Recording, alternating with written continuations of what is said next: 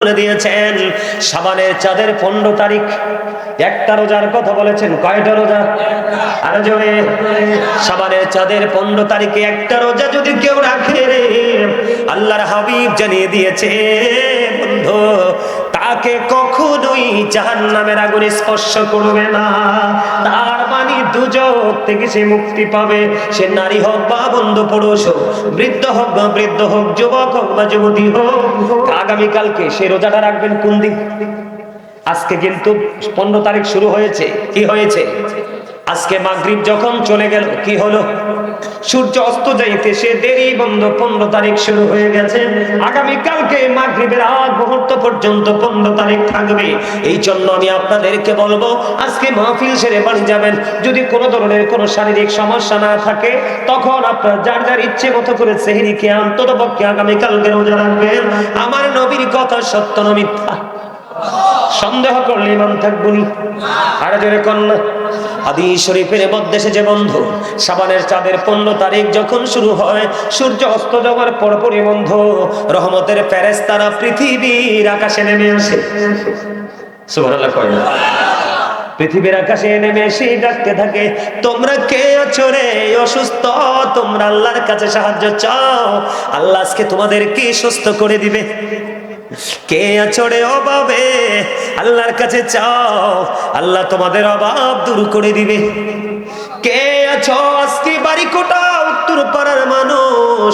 ও বন্ধু, তোমাদেরকে আমি বলবো, তোমাদের মধ্যে কে আছো রে গড়ে যুবতী মেয়ে বিয়ে দিতে পারো না?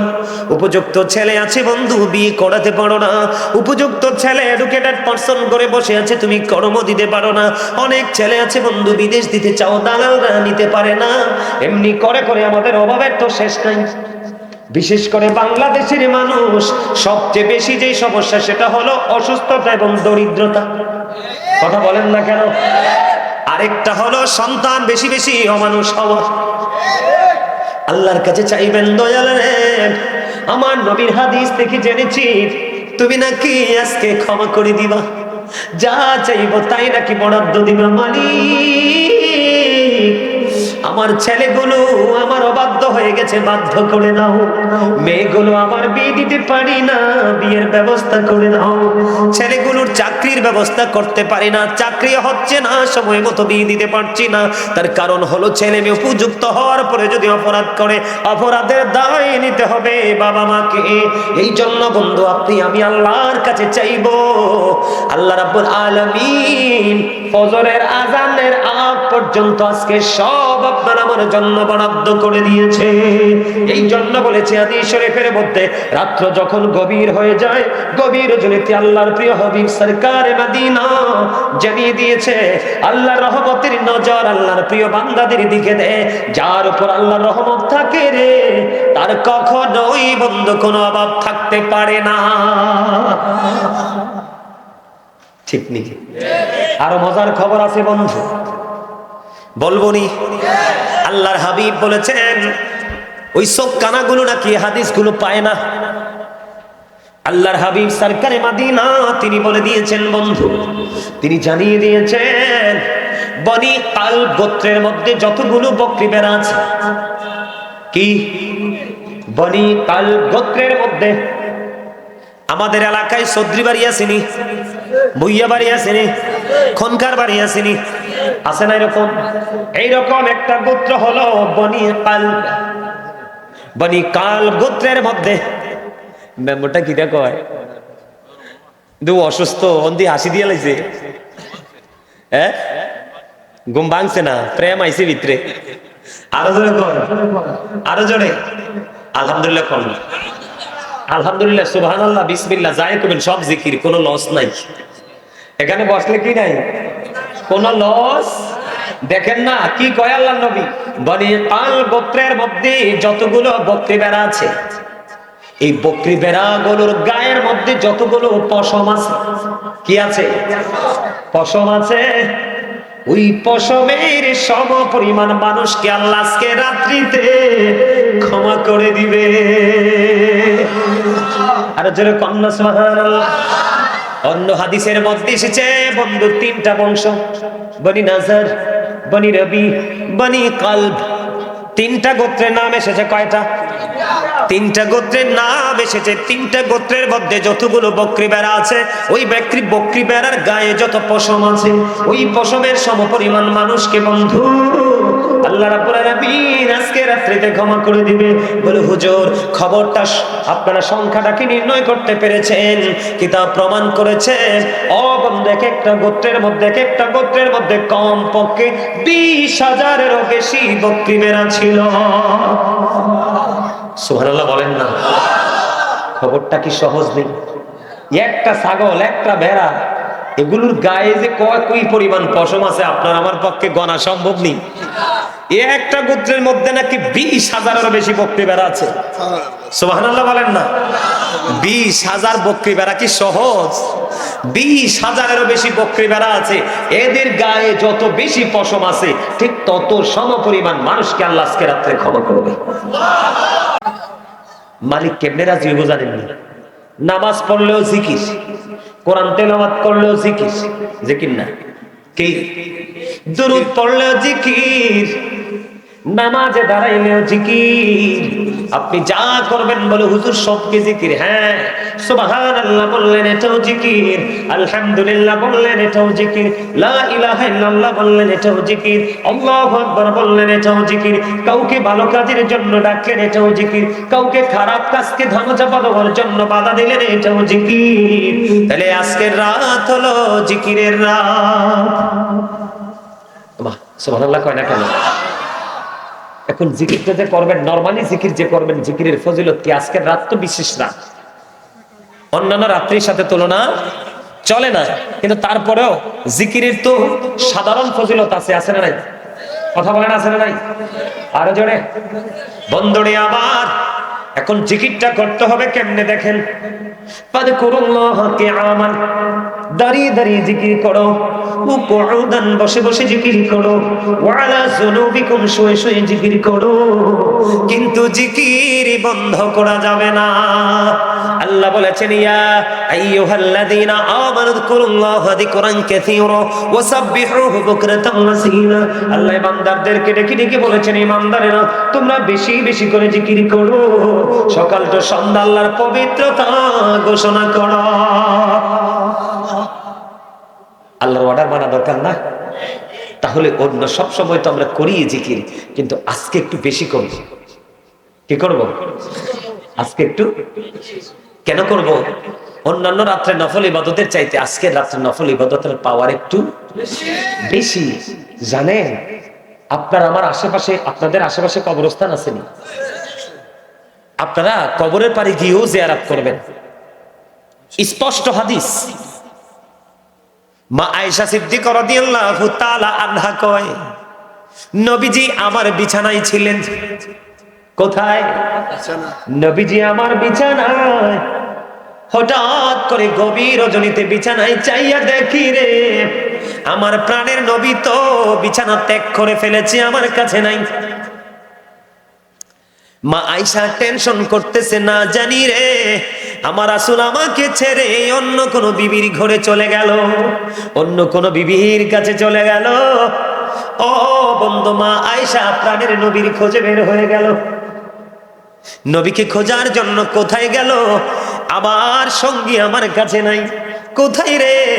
জলদি করে বন্ধু চলে গেল, যাইয়া দেখে আপনার আমার প্রাণের নবী জান্নাতুল বাকিতে গভীর রজনীতে জিয়ারত করছে।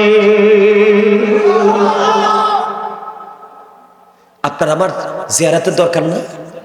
এখন আপনি আমাকে প্রশ্ন করতে পারেন বন্ধু, যে হুজুর আমি যে গভীর রজনীতে জিয়ারত করতে যাব, আমার বেনিফিট কি? তোমার বেনিফিট তুমি খুঁজো না, তোমার সবচেয়ে বড় বেনিফিট হলো তুমি তোমার রাসূলের আদর্শকে বাস্তবায়ন করেছো। এটাই হলো রাসূল প্রেম। একাধিক হাদিস গ্রন্থের মধ্যে এসেছে, এক ব্যক্তি এসে প্রশ্ন করলো, ইয়া রাসূলুল্লাহ, নবী গো কিয়ামত কখন হবে? নবী বললেন, তুমি কিয়ামতের দিনের জন্য কি প্রস্তুতি নিয়েছো? ইয়া রাসূলুল্লাহ, কিয়ামতের দিনের জন্য কোনো প্রস্তুতি নিতে পারিনি, তবে আল্লাহ এবং আল্লাহ রাসূলকে আমি বেশি মহব্বত করি, ভালোবাসি। বলতে দেরি নবীজি একটা ডাক দিয়ে বললেন, তুমি যাকে ভালোবাসো গো তার সাথেই তুমি থাকবা। এই জন্য বলছি যুবক, যারা তুমি আমল করলে বেদাত বলে দূরে সরাতে চায়, তোমাকে রিল্যাক্স করতে চায়, তোমার মনের ঘরে ঢুকতে চায়, একজন বক্তা আছে, বন্ধু নাম বলবো না, দীর্ঘদিন প্রবাসে। কোথায়? আপনাদেরকে, আপনারা যেন বিভ্রান্তি থেকে বাঁচতে পারেন সেই জন্য বলছি।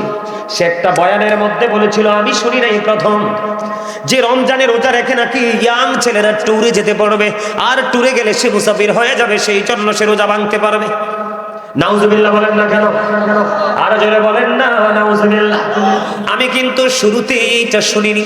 আমি যখন গেলাম ওই সুহেল, ওই যে গোল্ডেন টাওয়ারের দ্বিতীয় চতুর্থ তলায় ব্যবসা প্রতিষ্ঠান, আমাদের কান্দির পার গোল্ডেন টাওয়ারে, আমার ভাইয়া ডাকতো, খুবই সম্মান করে বলতেছে, ভাইয়া অমুক বক্তা বলছে এটা নাকি করা যাবে। আমি কই না না, তুমি যদি বিশেষ কোনো কারণে তোমাকে দূরে যেতে হয়, যেমন ডাক্তার সাহেব, উনি তো একজন বিজ্ঞ ডাক্তার, ঠিক কিনা বলে? বিশেষ কারণে তিনি রমজান মাসের জনস্বার্থে ওনাকে ধরেন কুমিল্লা থেকে ঢাকা যেতে হবে। কোথায় যেতে হবে? 48 মাইল অতিক্রম করলেই মুসাফির। কথা বলেন না কেন? এখন তিনি ঢাকা চলে গেল। ঢাকা যাওয়ার পরে উনি ক্লান্ত হয়ে গেল, এত বেশি ক্লান্ত, এখন তিনি রোজাটা রাখতে পারবেন না, উনি পানি পান করতে হবে। আল্লাহর নবী বলেছে, এমন পরিস্থিতিতে তুমি রোজাটা ভাঙতে পারবে, কিন্তু তুমি রোজা রেখে ইচ্ছে করে তুমি সফরে যাইবা, তুমি রোজা ভাঙবা মুসাফিরের অজুহাত দিয়ে, একে তোমাকে কখনোই আল্লাহ ছাড় দেবে না। কারণ রমজান মাসে রোজা হলো ফরজ। কি কথা কন না কেন? রমজান মাসে রোজা হলো ফরজ। ও বন্ধু, আল্লাহর নবী বলেছেন, ইচ্ছে করে যদি একটা রোজা ভাঙো, সারা জীবনেও সেই রোজার খেসারত দিয়ে কবরে যাইতে পারবা না। তাহলে আপনি বলেন, আমার নবীর ওয়ার্ডারটা রাইট নাকি যুবকদের মন জয় করার জন্য? কি করার জন্য? যুবকরা তো মনে মনে তেমনি আল্লাহুম্মা বারিক লানা, এরপরে কি? ফি রজব ও বাল্লিক না, রমাদান তো পরে। আল্লাহুম্মা বারিক লানা ফি রজব ওয়া শাবান ওয়া বাল্লিগনা রমাদান। চাইছি একটু আপনাদেরকে খোঁচা মেরে, আমরা এমন মুসলমান, আমরা সিম্পল বিষয়গুলো জানি না। আল্লাহ রাসূল শিখিয়ে দিয়েছে, আমরা আল্লাহর কাছে দোয়া করব, আল্লাহ আমাদেরকে রজব এবং শাবানের বরকত দাও। কি দাও? আর আমাদেরকে রমজান পর্যন্ত পৌঁছায়া দাও। আচ্ছা কোন, যদি শাবানের বরকত না থাকতো নবী কি কইতো? আল্লাহুম্মা বারিক লানা ফি রজব ও শাবান ও বাল্লিগনা রমাদান। ঠিক কি না? কথা দেখছেন না? আমাদেরকে কি করো? শাবান মাসে বরকত দাও, রজব মাসে বরকত দাও, এবং রমজান পর্যন্ত আমাদেরকে পৌঁছে দাও। সুবহানাল্লাহ বলেন না? আজকে আসলে কি জানেন, রমজান মাসে পৌঁছে দেওয়ার মধ্যে অনেক কারণ, হায়াত আছে, সুস্থতা আছে, কত কিছু আছে, আছে না? কথা বলেন না? তাহলে এত কিছু থাকার পরেও কত বড় দুঃসাহস, ওরা কয় আহলে হাদিস, তার মানে হাদিস গ্রহণকারী। আহারে হাদিস, ওই আমার চাচাই কইছে আহারে হাদিস, ওই আরেক স্বাস্থ্য ভাই কয় আহারে কবিস। আসলে এটাই হেসা। আল্লাহ রাসূল কইছে, নবীরে যারা আঘাত করে, নবীর ইজ্জতের চাদর ধরে যারা টান দেয়, নবীকে যারা বকা দেয়, নবী কয় ক্বালা মান সাব্বা নাবিয়্যা ফাকতুলহু, উম্মত সাথে সাথে দইরেটারে হত্যা করে ফেল। কি করে ফেলো? খুন করে ফেলো। এটা আলী রাদিয়াল্লাহু তাআলা আনহু থেকে হাদিস বর্ণিত। রাসূল বলেছেন, ক্বালা মান সাব্বা নাবিয়্যা ফাকতুলহু ওয়া মান সাব্বা সাহাবী ফাদরিবুহু। নবীকে যারা গালি দিবে, নবীর ইজ্জতের চাদর ধরে যারা টান দিবে, উম্মত বলেছে তাদেরকে খুন করে ফেলো। সাহাবায়ে কেরামকে যারা গালি দিবে, ইজ্জতের চাদর ধরে টান দিবে, এদেরকে বাইন্দা পিটাও। নবী কয় শবে বরাতের বরকতের জন্য দোয়া করতাম, নবী করছে, আমরাও শিখাই দিয়ে গেছে। ঠিক কিনা বলেন? কারণ নবীর সাথে আমাদের মধুর সম্পর্ক, আমরা সেই সম্পর্কের পরিপূর্ণতা দেখতে পাবো কাল হাসরের দিন। তবে আলগা এবং শুকনো প্রেম নিয়ে যাইলে হইতো না। পরিপূর্ণ প্রেম নিয়ে যেতে হবে, তাহলেই কিন্তু আমরা মজাটা পেয়ে যাব। কথা বুঝে আসছে আমার? তাহলে শবে বরাতকে কাজে লাগাবেন। রাসূল কো শবে বরাত রাসূলের মাস, শাবানু শাহরি, শাবান আমার মাস, ও রজবু শাহরুল্লাহ, মেরাজের মাস কার মাস? আল্লাহর মাস। সেখানে কিন্তু একটা প্রশ্ন থাকতে পারে, বলে হুজুর কেন? মুসা বলে রব্বি আরিনি, আল্লাহ বলে লান তারানি। মুসা আল্লাহরে দেখতে চায়, আল্লাহকে দেখা দিত না, সাফসুফ না করে দিছে। আর আপনার আমার নবীকে কোরআন শরীফ আমার সামনে 15 পারা সূরা বনী ইসরাইলের প্রথম নাম্বার আয়াতে আল্লাহ বলেছেন, আপনার আমার নবীকে আল্লাহ নিজে দাওয়াত দিয়ে নিয়েছেন। এই জন্য বুঝে নিতে হবে রজবু শাহরুল্লাহ, রজব আল্লাহর মাস, রমাদানু শাহরু উম্মতি, রমজান মাস হলো উম্মতের মাস। তার মানে রমজান মাস আমাদের জন্য বরাদ্দ করে দিয়েছেন আল্লাহ। এত বেশি বরাদ্দ করছে, যেই কোনো আপনি নরমাল একটা ইবাদত করবেন 70 থেকে 700 গুণ পর্যন্ত বাড়ি দেওয়া হবে। এত বেশি ফজিলত। এই জন্য আমরা শবে মেরাজ থেকে আমরা কি করেছি? প্রস্তুতি নিয়েছি। শাবান মাসে আমরা মোটামুটি একটু রোজা রেখে নামাজ পড়ে আমরা কি করতেছি? স্টার্ট করতেছি আমলটা, ঠিক কিনা বলে? কিন্তু পরিপূর্ণতায় ঢুকে যাব আল্লাহ যদি কবুল করে মার্চের 12 তারিখ থেকে। শুরুটা হবে 11 তারিখ থেকে, ঠিক কিনা বলেন? সেহরি খাওয়া এবং তারাবি রোজাটা শুরু হবে 12 তারিখ থেকে। আল্লাহ যদি কবুল করে আমরা পরিপূর্ণভাবে এটাকে চালিয়ে যাব, ঠিক না? ঠিক। ওটাও কিন্তু জিকির। বলে হুজুর লাভ হইব কি? আল্লাহ রাসূল বলতেছে সালাতুল খামস, 5 ওয়াক্ত নামাজ, ওয়াল জুমআতু ইলাল জুমআ, ওয়া রমাদানু ইলা রমাদান, মুকাফফিরাতুল লিমা বাইনাহুন্না ইযা তুনিবাতিল কাবাইর। রাসূল কয় as-সালাতুল খামস, 5 ওয়াক্ত নামাজ। কয় ওয়াক্ত? বুঝেন কি মজা, দেখেন না জিকিরের ফজিলত। 5 ওয়াক্ত নামাজ মানে আপনি আমি যখন 5 ওয়াক্ত নামাজ পড়বো, এটার পরিপূর্ণতা এসেছে। আল্লাহ রাসূল আরেকটা হাদিসের মধ্যে চমৎকার ভাবে বলেছেন, কারো বাড়ির আঙ্গিনায় যদি পুকুর থাকে বা কোনো নদী থাকে বা জলাশয় থাকে, তোমরা যদি দৈনিক 5 বার গোসল করো, তোমাদের শরীরে যেমনি কোনো ময়লা থাকবে না। 5 ওয়াক্ত নামাজ পড়ার কারণে ক্যাফের মধ্যে যে গুনাহ করবা, এই গুনার কাফারা হয়ে যাবে 5 ওয়াক্ত নামাজের কারণে। এরপরে বলেছেন আল জুমআতু ইলাল জুমআ, কি ওয়াল জুমআতু ইলাল জুমআ, এক জুমা থেকে আরেক জুমার মাঝখানে 1 সপ্তাহের গ্যাপ। রাসূল বলেছেন দুটো জুমা ঠিকঠাক মতো পড়তে পারলে মাঝখানের 1 সপ্তাহের গুনাহ মাফ। এরপরে বলেছেন রমাদানু ইলা রমাদান। আল্লাহ রাসূল কয় এক রমজান থেকে আরেক রমজান। তুমি গত বছর রোজাটা ঠিকঠাক মতো পালন করেছো, কেমনে পালন করবা? মিছা কথা কম যাইতো না। হারাম খাওয়া যাবে না, সুদ খাওয়া যাবে না, ঘুষ খাওয়া যাবে না, পরের উপর জুলুম করা যাবে না, মিথ্যা কথা বলা যাবে না, গীবত করা যাবে না। এমনি করে করে সকল নোংরা কাজকে একেবারে টোটাল ডিলিট করে মুখে তালা ঝুলাই দিতে হবে, ঠিক নেই? ভেরি সিম্পল বিষয়। সময় সময় নামাজ পড়বেন, সময় সময় কোরআন তেলাওয়াত করবেন। রোজাকে রোজার মতো রাখার জন্য আপনারা যদি আমার লাইভ দেখে থাকেন, হয়তো আগামী বা কালকে বা পরশু যেই কোনো দিনে আমি রোজার ফজিলত নিয়ে আলোচনা করব পরিপূর্ণভাবে। তবে এখন আপনাদেরকে একটু জাস্ট ধারণা দিয়ে যাচ্ছি।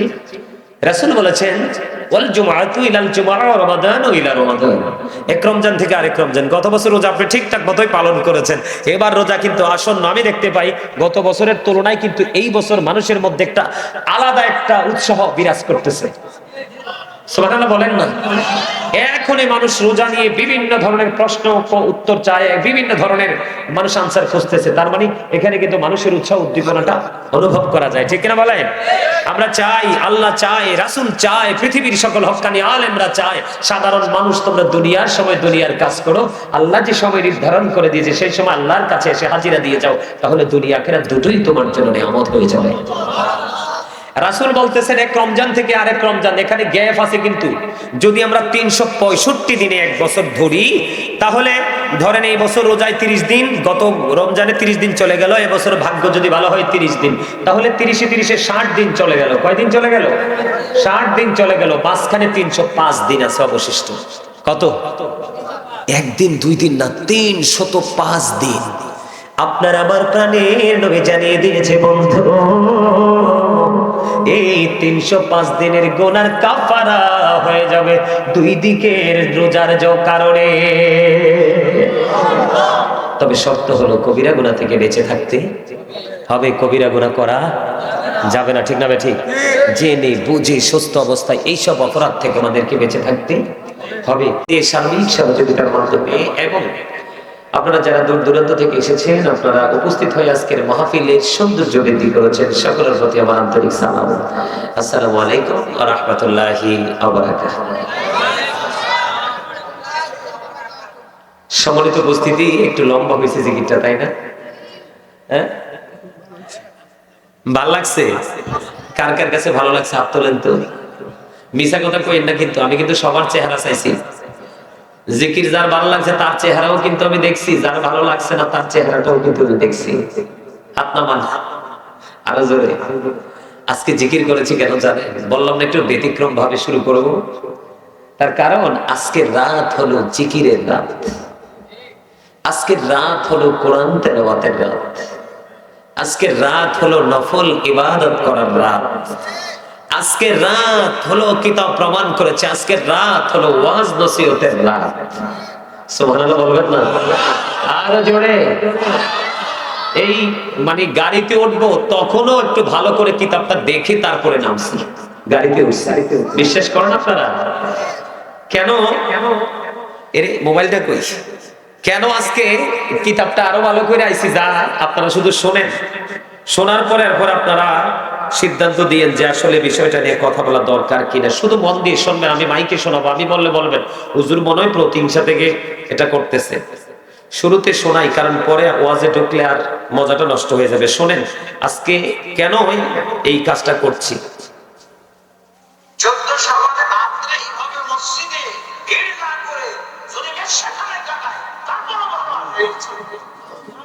কথাটা বুঝেন নাই?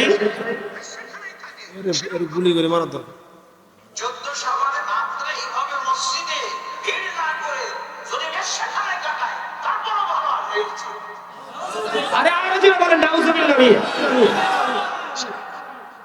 এটা কি কুকুরের বাচ্চার চেয়ে খারাপ না?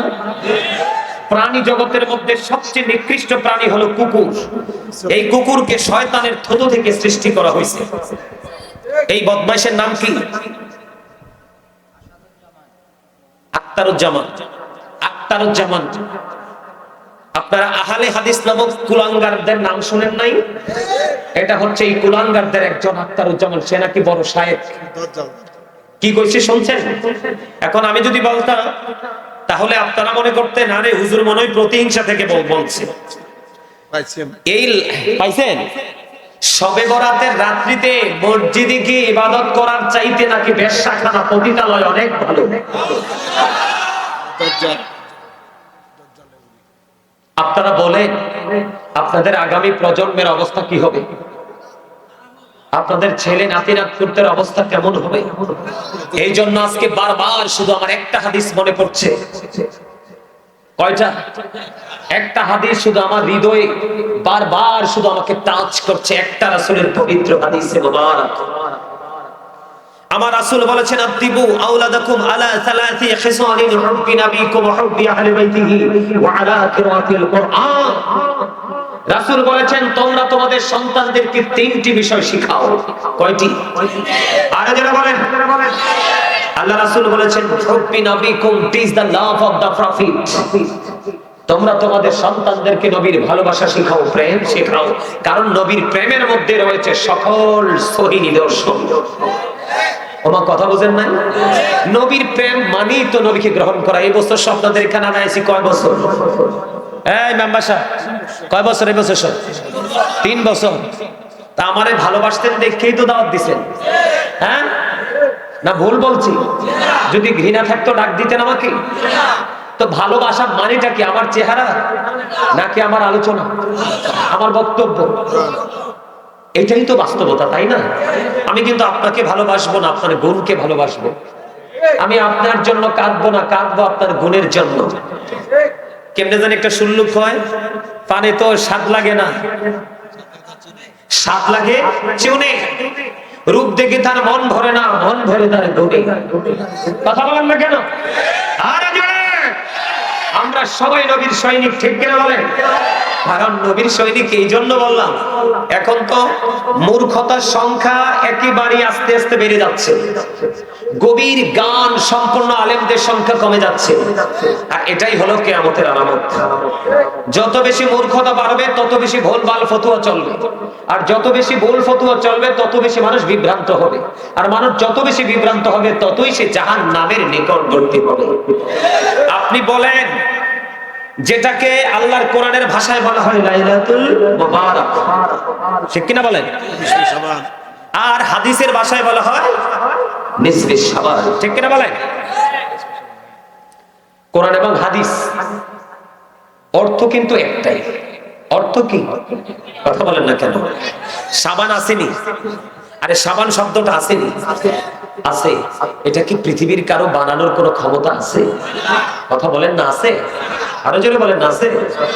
আবার দেখবেন কিছু কাঠমোল্লা বেরিয়েছে, দাওয়াত সাওয়াত নাই, ভাইরাল হওয়ার জন্য উল্টা পাল্টা কথা বলে।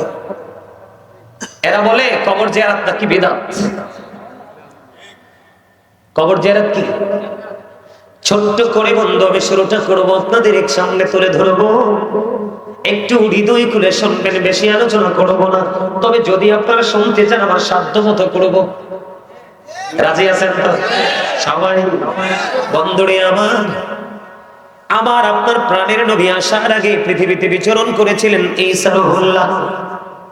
চার বাবা নাই রে, বাবা ছাড়া জিবরাইল আসলেন পৃথিবীর বুকে, মা মরিয়মের দিকে তাকাইয়া ফু দিলেন, এই ফু মা মরিয়মের স্তনে ঠাই নিল, সময় মতো ঈসা রূহুল্লাহ পৃথিবীতে কদমটা বাড়িয়ে দেয়। একটুখানি যদি ওনার মুজিজা না বলি আপনারা ওনার শানটা বুঝবেন না বন্ধু। উনি এমন একজন পাওয়ারফুল নবী ছিলেন। একদিন ওনার সঙ্গীরা বকরি খাইতে চাইলেন, মেষ খাইতে চাইলেন, চাওয়ার পরে আবার বললেন, অনুমতি নিয়ে মেষ খাইলেন, কিন্তু আল্লাহ নবী ঈসা বলেছেন তোমরা মেষ খাওয়ার পরে হাড় আর চামড়াগুলো বিচ্ছিন্ন করিও না, আর চামড়াগুলো তোমরা এক জায়গায় রাখো। বন্ধু আজকের এই পবিত্র রজনীর ফজিলত বোঝানোর জন্য বন্ধু বলছি, এবার কি করলেন, উনি এমন একজন নবী ছিলেন, খাওয়া টাওয়া সব শেষ হলো, চামড়া এবং হাড় গুলো একত্রিত, আল্লাহর নবী ঈসা রূহুল্লাহর হাতের আশাটা দিয়ে একটা টাচ করলেন, টাচ করে বলে যা যা তোর পালে চলে যা। বন্ধু আপনি কিন্তু গোশত খেয়ে শেষ করে ফেলেছেন, চামড়া এবং হাড় থেকে ও বন্ধু আবার পরিপূর্ণ মেষ হয়ে জিন্দা মেষ পালে চলে যা। এগুলো হলো আল্লাহ নবীদের মুজিজা, যেটা আপনার আমার জীবনে আমাদের পক্ষে সম্ভব নয় বন্ধু। আল্লাহর নবী ঈসা রূহুল্লাহ বরাতের ফজিলত সম্পর্কে বলার জন্য বলছি। তিনি আল্লাহর কাছে বললেন, আল্লাহ গো, এই জামানায় আমার চেয়ে বড় বুজুর্গ আর কেউ আছে কি? বুঝবেন কিন্তু ঈসা নবী আল্লাহর কাছে দরখাস্ত করলেন, আল্লাহ গো, এই জামানায় আমার চেয়ে বড় বুজুর্গ, আমার চেয়ে বড় আল্লাহওয়ালা আসেনি। এবার আল্লাহ রাব্বুল আলামিন ঈসা রূহুল্লাহকে বললেন, তুমি সামনের দিকে যাও, একটা রাস্তা দেখিয়ে দিলেন।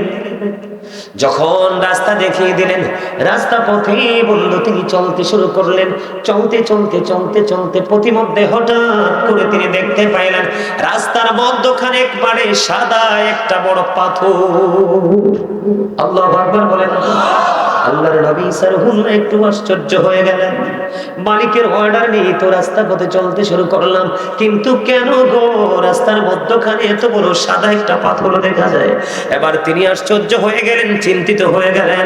আল্লাহ রাব্বুল আলামিন গায়েব থেকে আওয়াজ দিলেন, আল্লাহ জানিয়ে দিলেন, ও আল্লাহর নবী, আল্লাহ রাব্বুল আলামিন বলতেছে, ঈসা রে, তোমার হাতে যে আশা আছে, লাঠি আছে, এই লাঠি দিয়ে তুমি পাথরটার মধ্যে একটু আঘাত করো।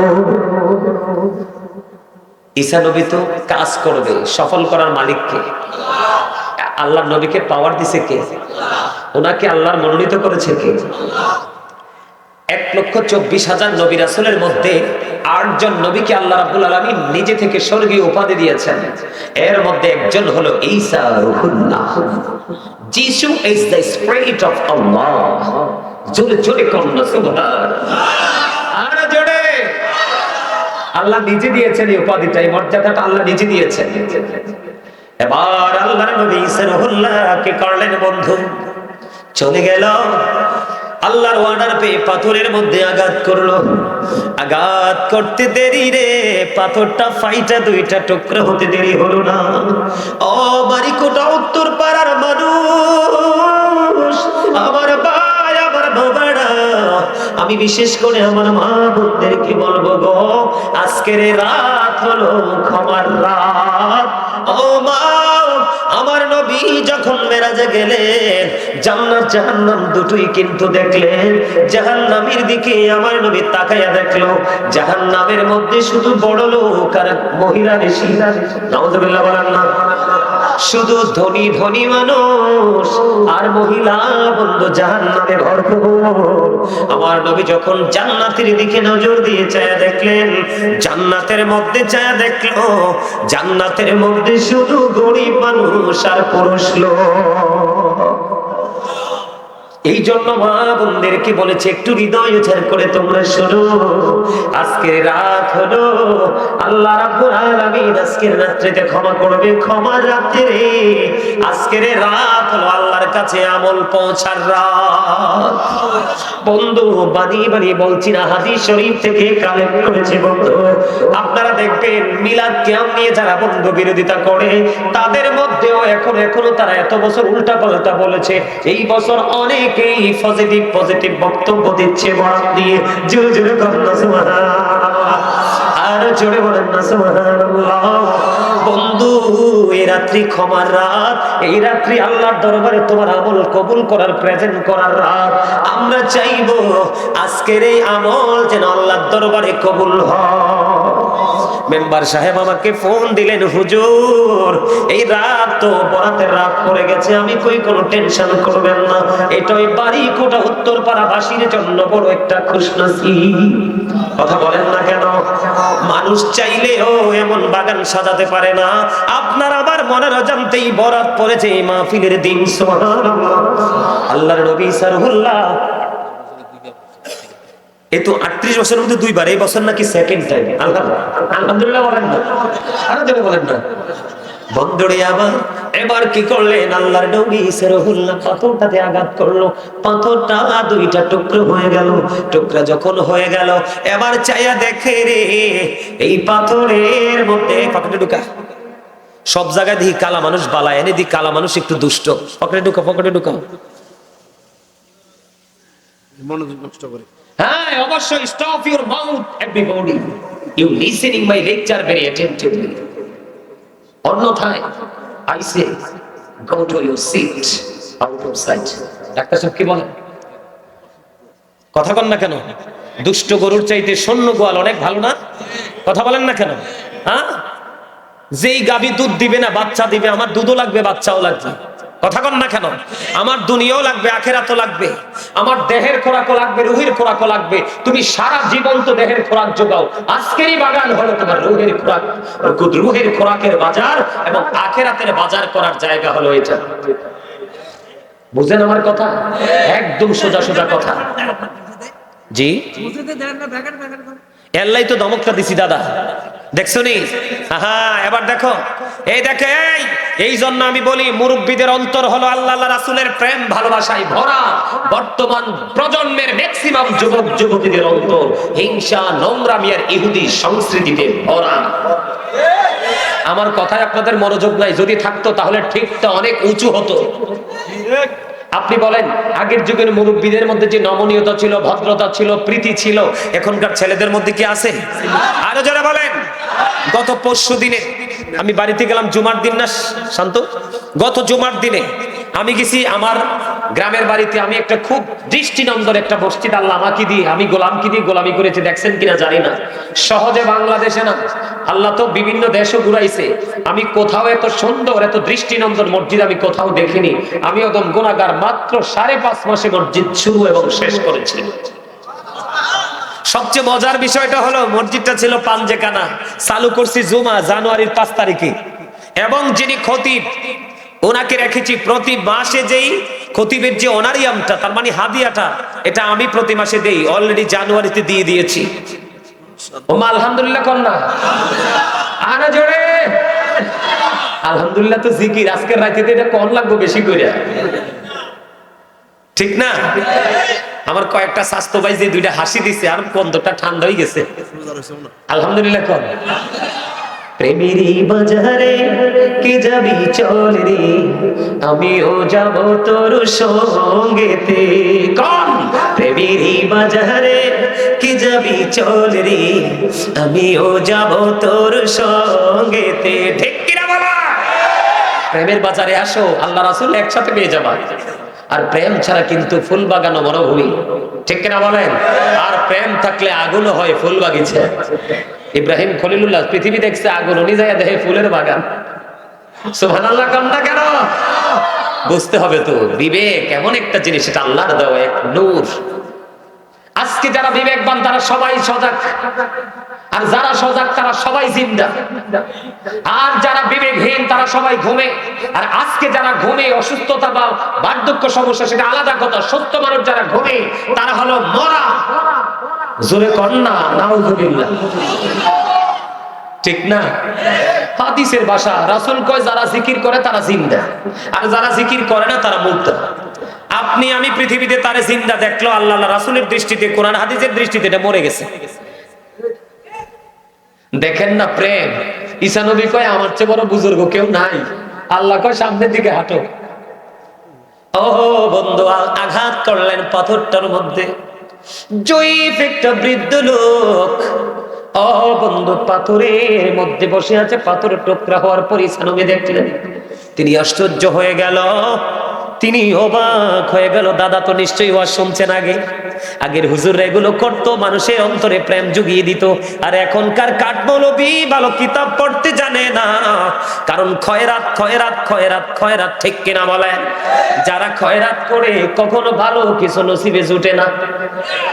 এই জন্য বন্ধু মানুষের সিনায় প্রেম জোগাতে পারে না, শুধু বেদাত বলে বলে মানুষের হৃদয়টাকে পাথর বানিয়ে দিচ্ছে।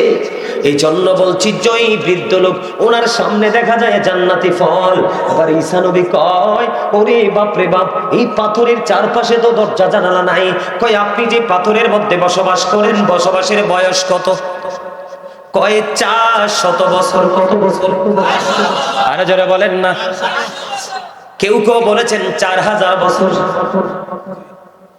এবার বন্ধু ওনাকে প্রশ্ন করলেন, আপনার সামনেই ফল, কোত্থেকে? সে কয় জান্নাত থেকে। কোত্থেকে? জান্নাত থেকে। কই বুজুর্গি আপনি কেমনে হাসিল করলেন? কয় মা বাবার সন্তুষ্টি দিয়ে আমি হাসিল করেছি। বন্ধু আজকে আল্লাহ সবাইকে ক্ষমা করবে রে, যেই কপাল পরা সন্তান মা বাবার অবাধ্য, মা বাবার কলিজায় আগুন লাগিয়ে দিচ্ছে রে। আল্লাহর নবী বলছে ওই সন্তানকে আল্লাহ আজকে ক্ষমা করবে না। ওই ব্যক্তি বলতেছে মা বাবার সন্তুষ্টির মাধ্যমে বুজুর্গে হাসিল করেছি। প্রতিদিন খাবার আসে বন্ধু জান্নাত থেকে, জান্নাত থেকে খাবার আসে। এবার ঈসা নবী আশ্চর্য হয়ে আল্লাহর কুদরতি কদমে সিজদায় পড়ে গেলেন। আল্লাহ গো, ও আল্লাহ, আমার চেয়ে বুজুর্গ ব্যক্তি আমার সামনে। এবার আল্লাহ রাব্বুল আলামিন আল্লাহর নবী ঈসা রুহুল্লাহকে ডাক দিয়ে বলতেছে, ঈসা রুহুল্লাহকে ডাক দিয়ে বলে, ঈসা রে, শাবানের রাত্রিতে আমার বন্ধু নবীর উম্মতেরা যদি গোলামি করে রে, তাইলে ওই 4000 বছর অথবা 400 বছর এই পাথরের মধ্যে বসে যে বৃদ্ধ লোকটা গোলামি করতেছে, জান্নাতি ফল সে খাইতেছে, ওই বুজুর্গের চাইতেও আমি আল্লাহর কাছে বরাতে রাত্রিতে যারা ইবাদত করবে প্রাণ উজাড় করে, ওই বুজুর্গের চাইতেও আমি বুজুর্গ বলে গণ্য করে নিব। সুবহানাল্লাহটা মজা হইছে না? আরো জোরে। আমার নবী কইছে যারা জান্নাতের বাগানে আসে, তা জান্নাতের বাগানে যারা আসে জান্নাতীদের জন্য জান্নাতি খাবার হলো সুবহানাল্লাহ। আরে আরো জোরে কর না, ভালো লাগে না খবরটা? আরো জোরে কর না। তাহলে আজকের রাতকে হাতছাড়া করা যায়? এটা যারা ছাড়ে ইচ্ছে করে তারা কি আসলে বুদ্ধিমান? আসলেই তারা বোকা, তারা উইক, তারা দুর্বল। মনে রাখবেন, দুর্বল মানুষের সফলতা কোথাও আসে না, আর স্ট্রং মানুষের সফলতা সব জায়গায় আসে। আলহামদুলিল্লাহ বলেন, আরো জোরে বলেন না।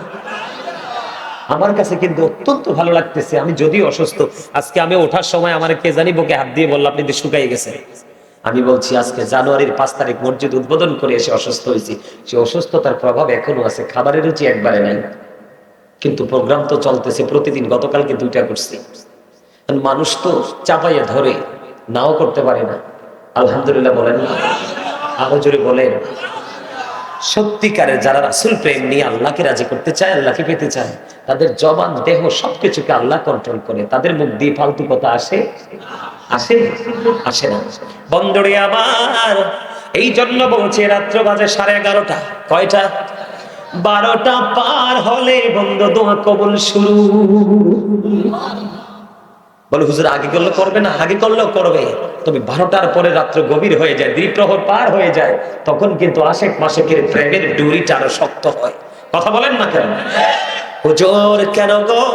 হাদিস শরীফের মধ্যে এসেছে বন্ধু, শাবানের রাত যখন যত গভীর হয়, গভীর রজনীতে আল্লাহ রাব্বুল আলামিনের গোলামিতে যারা নিয়োজিত থাকে, সত্যিকারী যারা আল্লাহর দিদার চায়, আল্লাহকে রাজি করতে চায়, আল্লাহর হাবিবকে জানিয়ে দিলেন, হাবিব আপনি জানিয়ে দেন, গভীর রজনীতে ওই আল্লাহর গোলামদের দিকে আল্লাহ রাব্বুল আলামিনের রহমতের দৃষ্টি তিনি দিতে থাকে।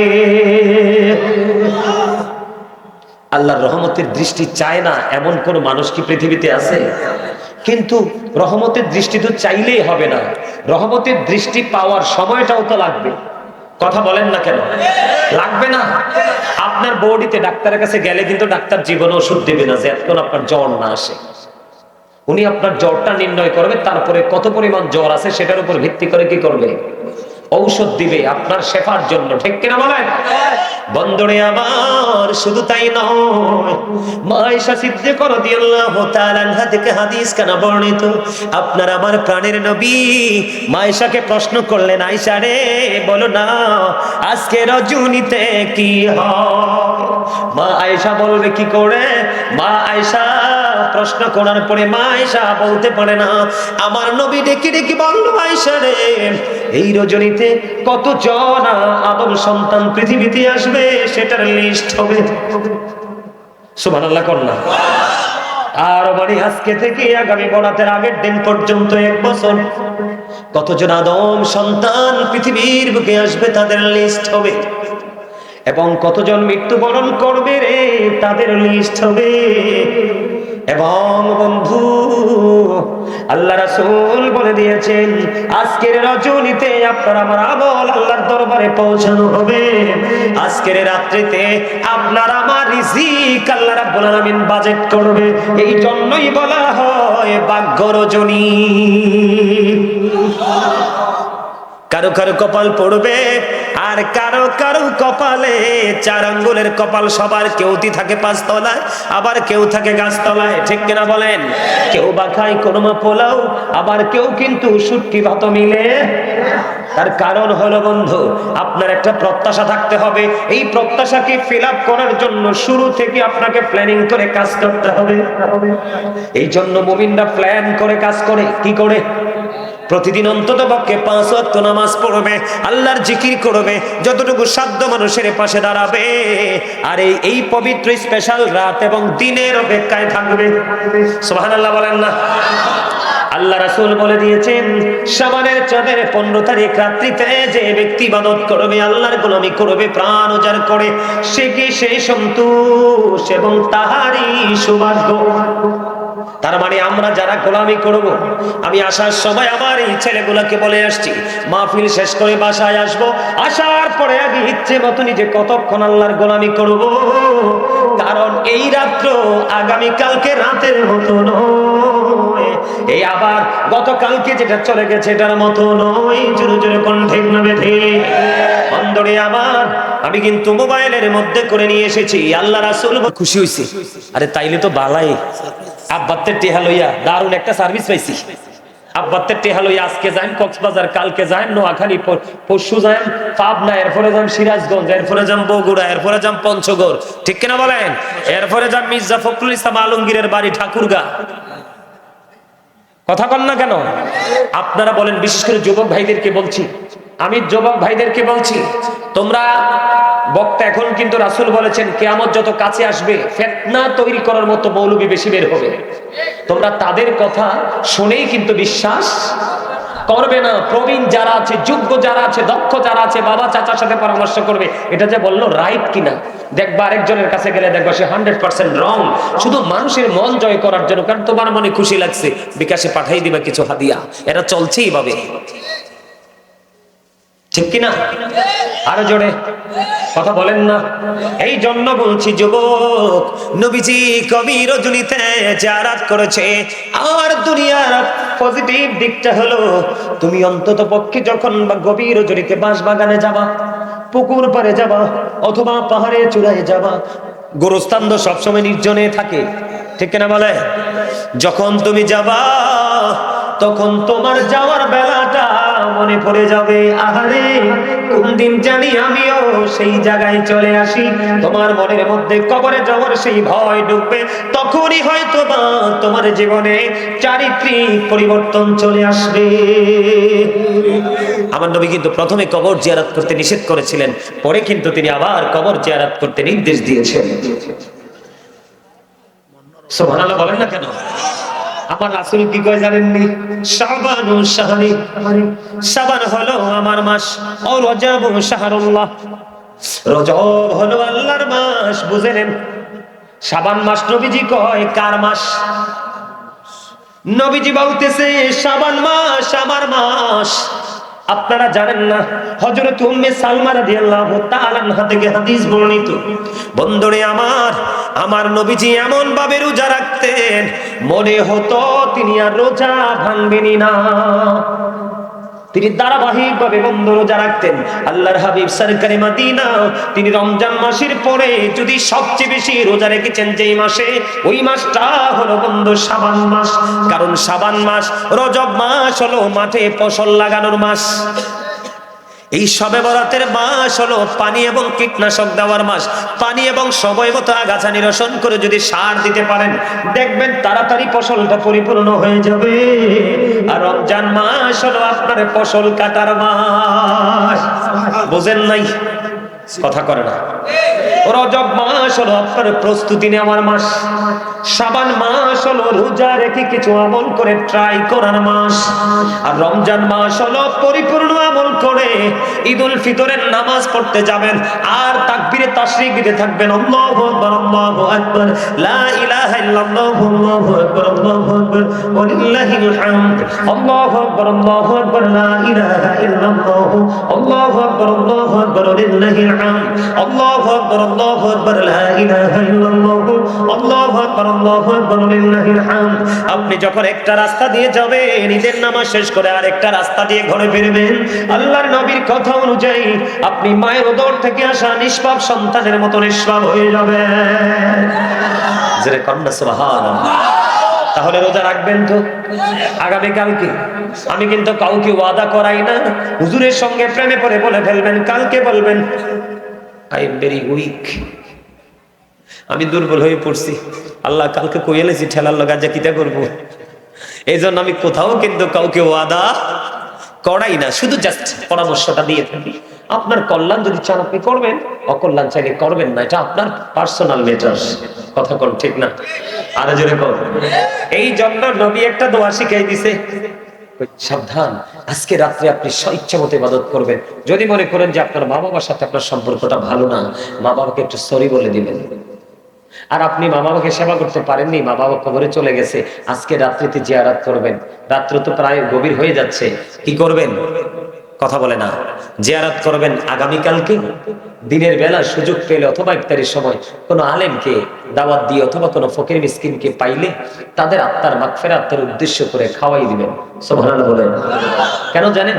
পিতামাতার ইন্তেকালের পরে তাদের সেবা, তাদের সাথে ভালো আচরণ হলো, তাদের জন্য দোয়া করা, কি করা? তাদের জন্য দান সৎকার করা, তাদের জন্য কি করা?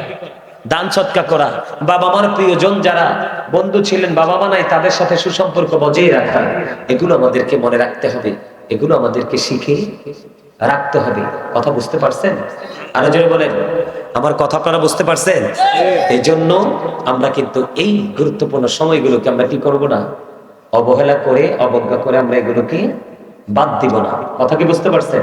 আর বেশি বেশি করে রাসূলের প্রেমে পড়ে দরুদ পড়বেন, কারণ মা বাবা যার নাই তার মতো অসহায় আর কেহই বলে না আমার মা নাই, আমার বাবা নাই, দয়াল রে দয়াল, আমার কি মা ডাকার সাদ নাই রে, আমার কি বাবা ডাকার সাদ নাই রে।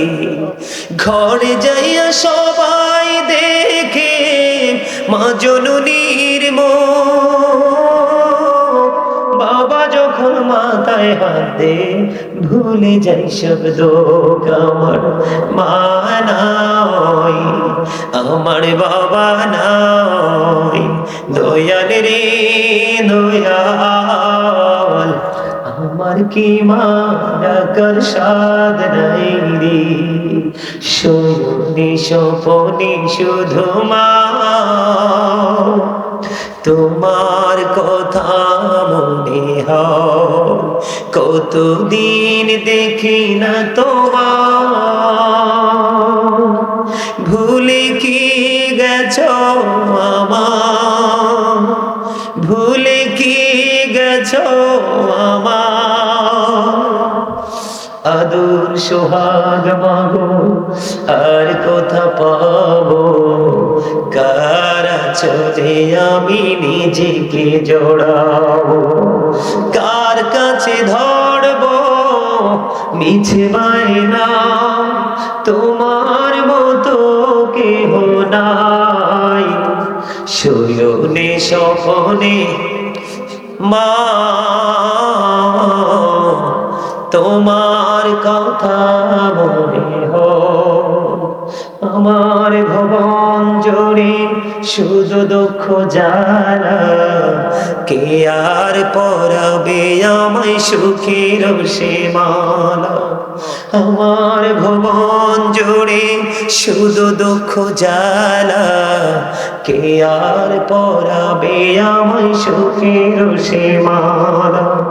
কপালে কে দেবে আর কাজলে রুটি, তুমি জেনে ধরায়, শয়নে স্বপনে শুধু মা